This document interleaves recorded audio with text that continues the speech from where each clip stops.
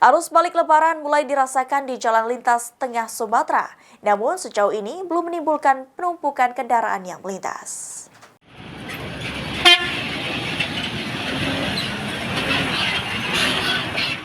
Sudah memasuki arus balik Lebaran, kondisi kepadatan lalu lintas kendaraan yang melintas di jalur lintas tengah Sumatera Selatan, Kabupaten Muara ini mulai terasa, terutama di titik rawan penumpukan kendaraan seperti di Simpang Belimbing dan Simpang Meo.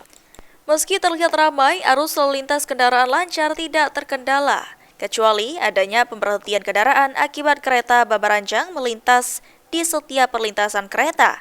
Petugas yang berjaga di posko melakukan pengaturan lalu lintas di setiap jam rawan padat kendaraan. Bupati Muara Enim Edison mengatakan semua pihak yang tergabung dalam Satgas Operasi Ketupat Musi bekerja sama untuk memberikan kenyamanan para pemudik agar tidak terjadi insiden negatif yang terjadi di Kabupaten Muara Enim. Ramainya arus lalu lintas tetap lancar, tidak ada penumpukan kendaraan akibat jalan rusak di setiap titik kerusakan jalan sudah diperbaiki.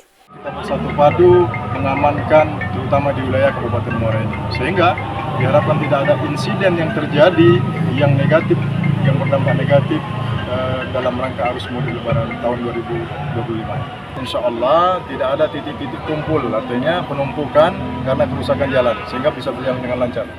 Para pemudik dihimbau Bupati, terutama bagi yang membawa kendaraan pribadi, untuk tetap berhati-hati dalam berkendara.